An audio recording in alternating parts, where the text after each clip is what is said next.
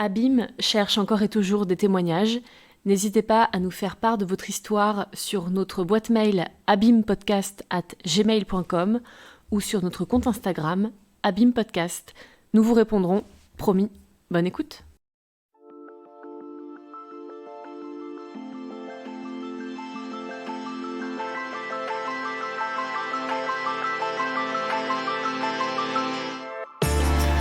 Bienvenue dans Abîme, le podcast qui parle de rupture amicale. Épisode 13, Hélène.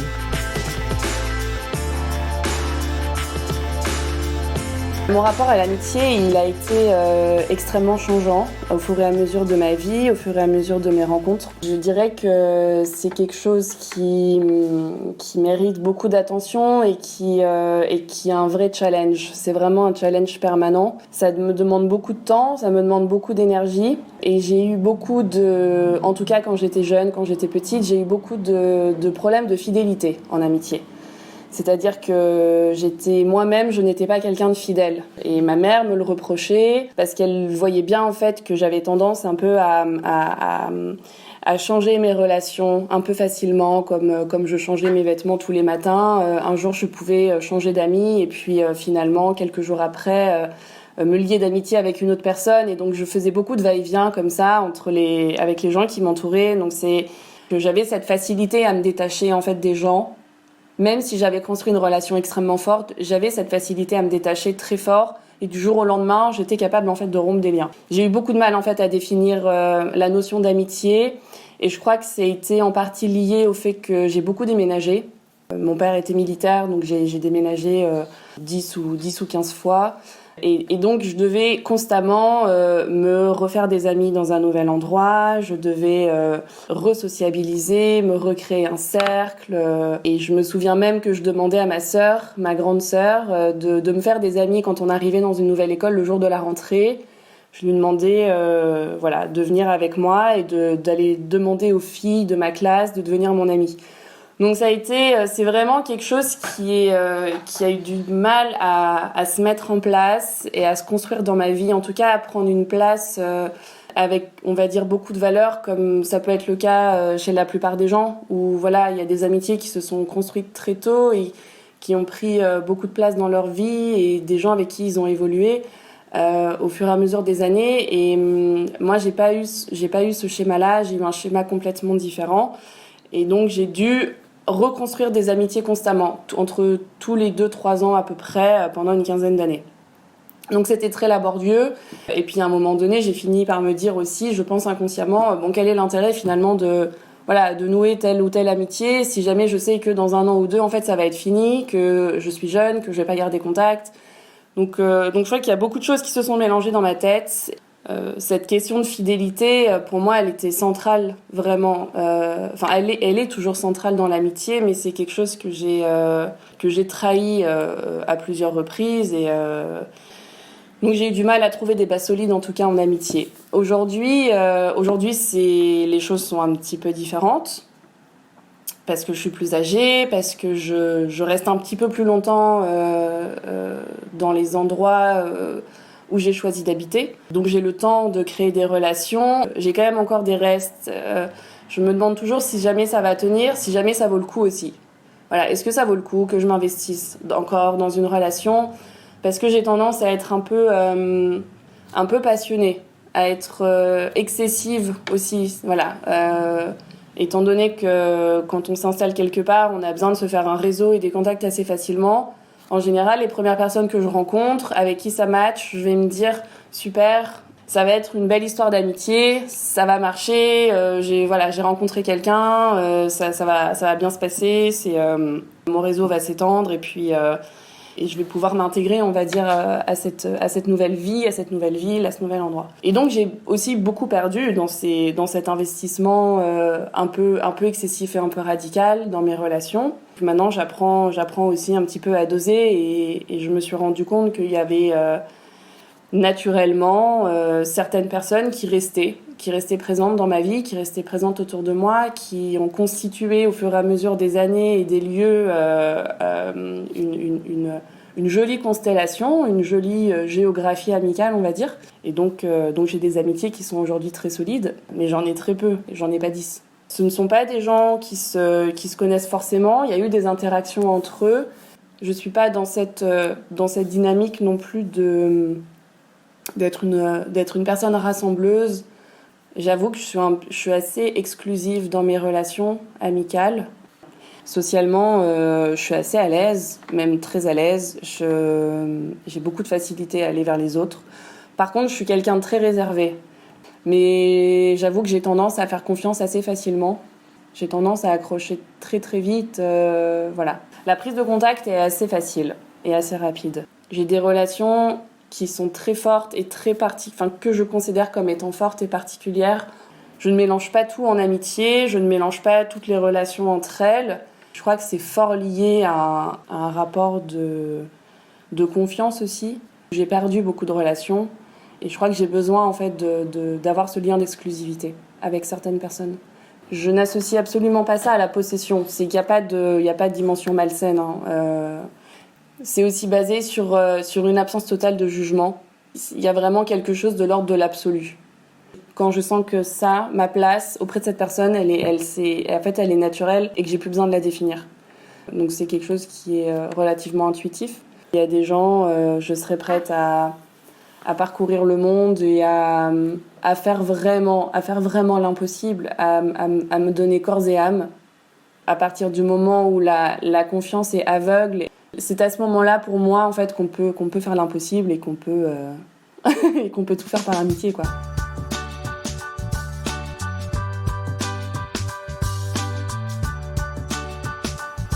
J'ai rencontré D en octobre 2007. J'avais 18 ans. C'était dans le contexte de notre rentrée dans une école d'art en première année. Donc cette rencontre, là, telle que j'en parle aujourd'hui, elle est légèrement floue parce qu'elle est aussi mélangée beaucoup à l'effervescence de cette rentrée, de ce début de scolarité dans l'enseignement supérieur. Donc il y a beaucoup d'excitation, beaucoup de nouvelles rencontres. Et puis c'était une école relativement prestigieuse, donc voilà, il y avait beaucoup de découvertes dans tous les sens du terme. Mais j'ai en tout cas le souvenir et la conviction que ça a été très fusionnel comme début d'histoire. J'ai le souvenir d'une fille très positive, très souriante, vraiment une boule d'énergie, pleine de vie. Et je me suis sentie séduite par cette personnalité qui me tirait vers le haut, qui m'ouvrait un petit peu les portes de la vie, parce que moi je venais d'arriver dans cette ville et cette fille était déjà installée, c'était sa ville natale, donc je me suis un peu laissé faire, laissé influencer par ce nouveau contact.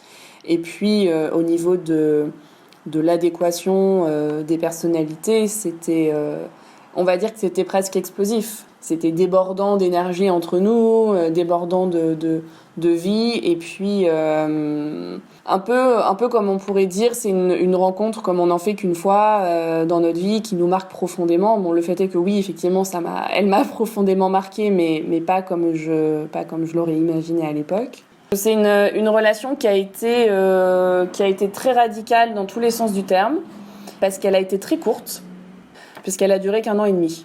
Alors pour moi, elle a duré 10 ans, mais en fait, elle a duré qu'1 an et demi, tellement c'était dense et tellement c'était intense. Donc par exemple, on est parti en week-end très vite. Voilà, on s'est rencontrés, donc je sais plus très bien, en septembre ou en octobre. En novembre, on partait en week-end pour faire un week-end de découverte dans la nature, dessins, photos. On faisait beaucoup de photos à deux. Et donc on a commencé à tout faire ensemble. C'est-à-dire que je ne concevais même plus ma vie, mon quotidien, sans cette personne. On s'appelait le matin parce qu'on prenait le bus pour aller à l'école. Elle m'envoyait un message quand elle partait de chez ses parents pour qu'on prenne le même bus pour monter à l'école, puisque son bus passait, on prenait le même bus et il passait à côté de chez moi. Donc, voilà, on s'arrêtait tous les matins au même tabac pour acheter notre paquet de cigarettes. On arrivait à l'école ensemble, on repartait de l'école ensemble, et on a commencé à monter des projets ensemble. Elle offrait tellement de temps, elle s'investissait tellement dans tout ce qu'elle faisait que c'était vraiment un moteur. Et ça m'a porté. Ça m'a permis de monter des projets que j'aurais jamais montés seule, et que c'était toujours en pleine effervescence dans sa tête. Et pendant les cours qu'on avait, on s'écrivait plein de mots. En fait, on a développé des pratiques artistiques, on va dire, ensemble. On était très imbriqués dans ce qu'on entreprenait au quotidien. Elle avait aussi loué un appartement pour quitter ses parents. Elle avait loué un appartement à côté de chez moi. Et donc, on avait même fait un système où on dormait plus ou moins chez elle et mon appartement était transformé en atelier. Enfin, on avait même, au niveau des logements, on avait même un peu confondu les choses. Ce qui me plaisait dans cette relation et chez D, elle m'ouvrait des nouveaux horizons. Elle m'ouvrait un univers que je connaissais pas, où il s'agissait aussi de franchir des limites. Par exemple, une fois, on est parti en Corse et on avait rencontré, je me souviens, un couple de motards, un couple d'Allemands qui allait faire le tour de Corse. Et en fait, on a débuté chacune un début de relation avec ces deux garçons. Enfin, moi, j'avais 18-19 ans. Enfin, avec le recul, je me rends compte que c'était totalement inconscient. Enfin, mais à ce moment-là, pour moi, c'était la vie, c'était la liberté, c'était se frôler un petit peu, frôler les interdits. Et on va dire, je me sentais vivante. J'avais l'impression de vivre des choses inédites. Et puis, c'était toujours plus avec elle. C'était toujours plus. On sortait le soir et puis on rentrait en ayant bu comme pas possible. Et puis on rentrait, on allait piquer un caddie dans un supermarché. Et puis en fait, on rentrait, on traversait la ville, l'une dans le caddie, l'autre qui poussait le caddie. Enfin voilà, j'ai des souvenirs de choses que j'ai faites avec elle que j'ai jamais fait avec personne ensuite. On a fait beaucoup de choses. On a fait du son, on a travaillé sur du théâtre, on a fait de la lithographie, on lisait les mêmes bouquins, on s'écrivait, on avait des carnets où on s'écrivait un peu comme des cadavres exquis en fait, de poèmes. On avait une richesse d'échanges. C'était assez impressionnant. On avait vraiment réussi à créer un univers toutes les deux, qui n'était pas quelque chose de gai, on va dire. C'était des réflexions sur la mort, c'était des réflexions sur le suicide, c'était bourré de tout ce que certaines périodes d'histoire de l'art ont pu véhiculer, d'interrogations, on va dire un peu sombres chez certains artistes. Et tout ça est ressorti avec elle. Tout ça, nous on était vraiment un peu dans ce marasme émotionnel. Beaucoup dans l'émotion, beaucoup dans le pathos, beaucoup dans... Et donc, bien évidemment, ça avait une influence sur le résultat plastique des projets qu'on faisait ensemble, sur le résultat plastique de l'œuvre. C'était pas forcément du bon résultat. Je regrette pas d'être passée par là, mais ça m'a emmenée dans des coins et dans des recoins que j'aurais pu éviter. Clairement.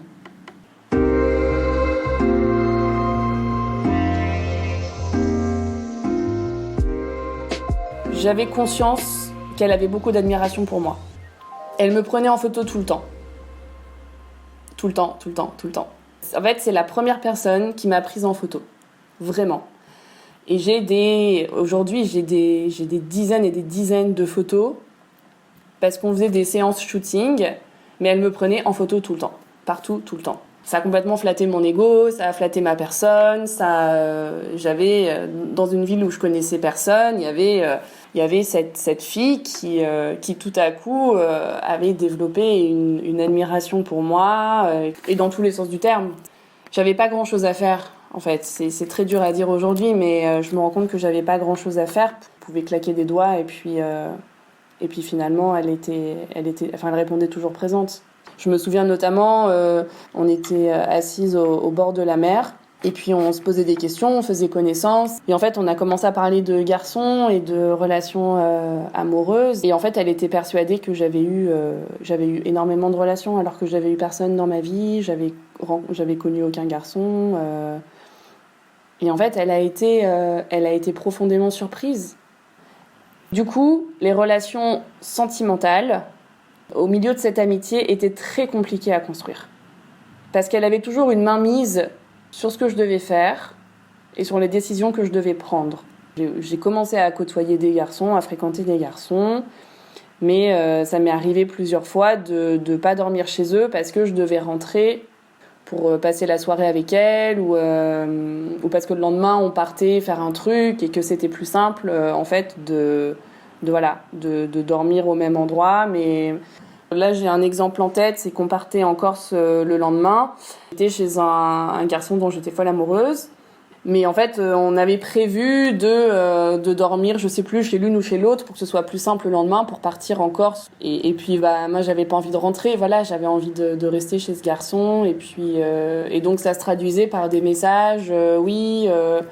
T'en penses quoi? Donc c'était si jamais je reste chez ce garçon. Et puis donc la réponse était ah bah non, enfin on avait prévu comme ça, c'est pas cool. Donc c'était des reproches, c'était de la vexation, donc je finissais par céder, pour éviter le conflit et puis pour on va dire pour cette fois aussi rester quelque part fidèle en me disant on avait prévu de faire comme ça, donc je vais faire comme ça.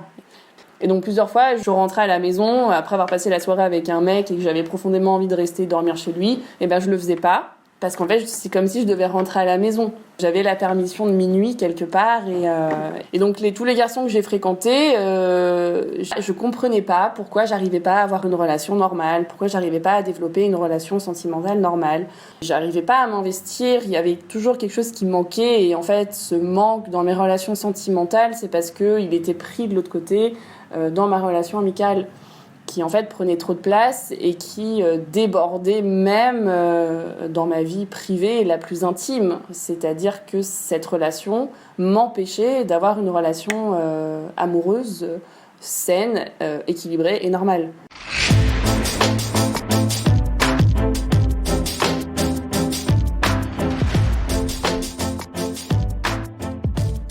Et puis autour de nous, c'est vrai que dans le contexte de l'école, on n'avait pas développé d'amitié chacune aussi forte avec d'autres personnes. C'était nous deux et les gens nous considéraient comme un binôme, comme un duo. Et puis ils pensaient même qu'on était ensemble, qu'on était un couple. Mais effectivement, il n'y avait que nous. C'était comme si on avait des œillères, il y avait rien d'autre. Ça a même déteint sur mon travail, on va dire, professionnel dans le cadre de l'école.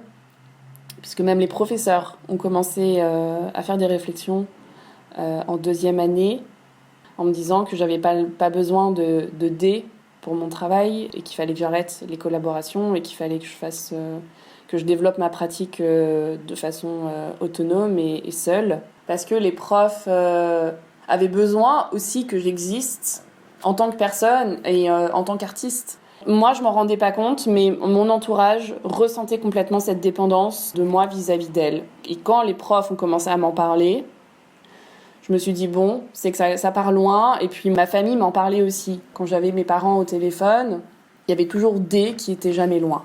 Puis ma mère m'a fini par me dire, c'est assez désagréable parce que t'es jamais seule. Elle est toujours là. Et puis donc je râlais, je le prenais mal parce que je le prenais aussi comme des reproches en me disant bah non c'est mon ami, j'avais perdu en fait ma place et un petit peu mon identité au profit d'un duo. J'existais plus en tant qu'Hélène, c'était en tant que Hélène et D. Et je crois que je me suis tout simplement réveillée un matin en me disant t'es en train de prendre une direction qui te ressemble pas. J'ai eu un déclic. J'avais besoin, en fait, soudainement, de retrouver ma vie et retrouver mes marques et retrouver mon environnement. Je pense que je commençais à mettre un petit peu en danger mon travail et ma place dans cette école. Le seul moyen que j'ai trouvé pour réagir, c'est de couper définitivement et complètement les ponts avec D du jour au lendemain. Par exemple, j'ai commencé à ne plus prendre le même bus, à répondre de moins en moins aux messages, à récupérer mon appartement, à reprendre possession de mon lieu de vie. J'ai décidé d'arrêter la collaboration au niveau de nos projets. À l'école, en fait, ça a été... on se parlait plus. On se parlait plus du tout. Et ça a fini pour moi par devenir une relation comme une autre, comme un couple en fait, qui se séparerait. J'ai pas réussi à faire autrement. Et au début, ça a été très, très dur pour elle. Elle a très, très mal réagi, bien évidemment. Elle a beaucoup souffert. Elle a beaucoup pleuré. Elle comprenait pas. Et puis, j'essayais de lui dire que c'était trop, en fait. Que j'avais besoin, en fait, de faire une pause. Que j'avais besoin de prendre de la distance. Que c'était trop intense. Et je savais très bien, en fait, que c'était pas une pause. C'est que moi, je voulais couper les ponts, en fait, avec cette fille. C'était trop. En fait, j'arrivais plus à gérer. Je savais plus. Et il y avait beaucoup de rancœur. Et puis, de sa part, beaucoup d'incompréhension. Parce que tout simplement, elle ne comprenait pas pourquoi j'avais besoin, dans un premier temps, de prendre de la distance, de souffler par rapport à l'intensité de cette histoire, et dans un second temps, que ça a complètement dérivé vers une rupture totale de contact. Je sais même pas si on se disait bonjour après. On est vraiment passé d'un extrême à l'autre. C'est terrible. C'est vraiment terrible. Ça a été tellement, tellement radical dans ma tête qu'à partir du moment où j'avais décidé et que j'avais fait mon choix, que j'avais pris ma décision, il n'y avait aucun retour en arrière possible. C'était terminé. Il pouvait se passer n'importe quoi, elle pouvait me demander n'importe quoi. C'était non. Et ça, elle l'a pas compris et je pense qu'elle a mis beaucoup, beaucoup de temps à s'en remettre. Je pense qu'elle a mis plusieurs années. La rupture doit être à la hauteur de la rencontre. Ça a été tellement fort, tellement intense dès le début qu'il fallait la même chose et que c'était la seule solution en fait pour réussir à couper les liens toxiques, parce que les liens étaient extrêmement toxiques, et pour elle comme pour moi. C'était la meilleure chose qui pouvait nous arriver, parce que j'ai appris par la suite qu'en fait, elle était amoureuse de moi. Je pense que je voulais pas me l'avouer et que ça a participé. Ça a participé à ma réaction si radicale et si violente. Parce que je savais pas comment réagir. Je pense que j'avais pas conscience de ces sentiments ou que je voulais pas les voir. Et je crois que ça a été très déstabilisant pour moi. Je pense que ma réaction excessive, elle était liée à un sentiment de colère. Notre histoire d'amitié, elle reposait pas ce sur quoi je pensais qu'elle reposait. Et donc qu'il y a toujours eu une dimension de séduction, qu'il y a toujours une dimension d'intérêt et que je me suis sentie manipulée quelque part, qu'il y avait quelque chose de faux dans tout ça. Elle pensait que ça allait déboucher et que ça pouvait déboucher sur une relation amoureuse. Ça a créé un vide dans le sens où je me suis sentie un peu désarmée au niveau du travail, en fait. Il fallait que je me retrouve. Donc ça a été le plus difficile. De faire mes projets par moi-même, de penser par moi-même et d'être seule. J'avais l'impression d'avoir perdu du temps. Il s'est passé 1 an et demi. On a vécu des choses très chouettes. Mais je me suis dit à quoi bon, finalement. Voilà ce que ça a donné. Des reproches entre nous, des reproches de la part de mon entourage, des reproches de la part des professeurs, des reproches de la part des gens et des réflexions, des moqueries de la part des gens qui nous côtoyaient, une incapacité à construire une relation amoureuse stable. Je me dis, mais en fait, qu'est-ce que je vais garder de cette relation ? Qu'est-ce que je vais garder de cette histoire, finalement ? J'ai pas le souvenir d'avoir ressenti du manque. J'emploie des mots, en fait, qui sont similaires à une relation de couple, mais c'était comme ça, en fait, que ça avait été vécu. J'ai prévenu que c'était fini. Voilà, D ne sera plus dans mon entourage, ne fera plus partie de ma vie. Et tout le monde autour de moi a été tellement soulagé. On a chacune fait notre vie en fait dans l'école, dans nos différentes relations qui se sont créées, dans nos cercles d'amis, dans notre réseau. Après moi, elle a eu le même comportement avec 2 autres personnes. Et ça a eu en fait les mêmes conséquences. Ça s'est fini de la même façon. Je suis restée un électron libre à partir de ce moment-là, en tout cas dans ce contexte, dans cette école. J'ai plus du tout voulu être attachée à quelqu'un. J'ai fui toute possibilité que quelqu'un puisse me rattacher à une autre personne. Je voulais vraiment être considérée pour ce que j'étais et je crois que j'ai choisi mes relations en fonction de ça. Les amitiés que j'ai nouées à partir de ce moment-là et que j'ai conservées aujourd'hui, et ce sont avec 2 personnes ce sont des gens extrêmement indépendants. Et je suis restée dans cette dynamique de je ne fais pas partie d'un groupe, je n'appartiens à personne, je ne veux pas de dualité, je ne veux pas de binôme. La dernière fois qu'on en a discuté, c'était en 2015, et c'était dans le cadre d'une soirée, dans cette école d'ailleurs. C'était la première fois qu'on parlait de ça depuis 2008. Et c'est là en fait qu'elle m'a dit que je l'avais fait profondément souffrir, qu'elle avait été très malheureuse et parce qu'en fait elle était amoureuse de moi. Et je lui ai répondu que j'avais compris avec le temps, parce qu'elle s'est mise après en couple avec une fille. Et donc elle m'a remerciée dans le sens où elle m'a dit que c'était grâce à moi en fait qu'elle s'était rendue compte qu'elle était gay. Je lui ai dit que j'étais désolée et que j'ai pas voulu le voir et que je savais pas comment réagir à ce moment-là, parce que c'était aussi nouveau pour moi et que c'était un peu désarmant. Et on va dire que c'est comme ça que le sujet a été à la fois abordé et clos pour la première et la dernière fois 7 ans après, quoi. Suite à cette discussion en 2015, on s'est revus l'année d'après. Je lui ai d'ailleurs rendu un livre dans lequel on avait écrit toutes les 2, un livre de poésie.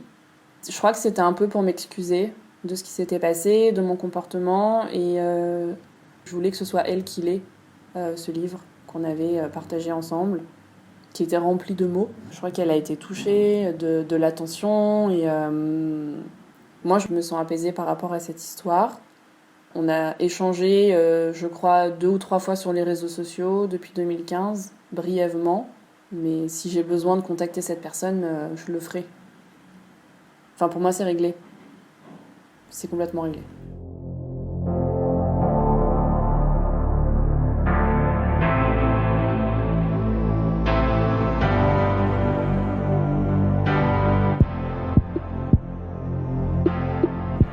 J'ai arrêté d'être fusionnelle.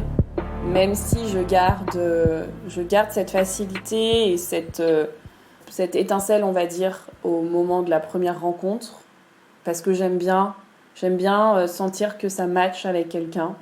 Et j'ai fait beaucoup de travail pour éloigner tout ce qui pourrait y avoir de malsain. Le moindre petit grain de sable qui pourrait venir faire dérailler l'engrenage, c'est fini.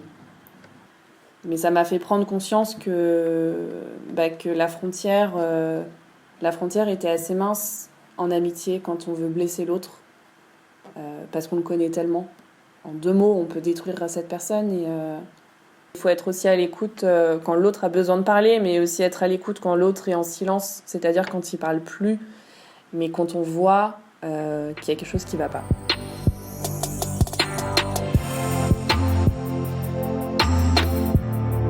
La semaine prochaine, nous retrouvons Xavier qui nous racontera comment il a réussi à s'extraire d'un groupe composé uniquement d'hommes dans lequel il ne retrouvait plus ses valeurs. Mais à bien y réfléchir, peut-être qu'il avait lui-même joué un jeu depuis le début, le jeu du Boys Club. Une rupture salvatrice mais ô combien douloureuse, c'est un récit à retrouver la semaine prochaine dans Abîme. Passez une bonne semaine et prenez soin de vous.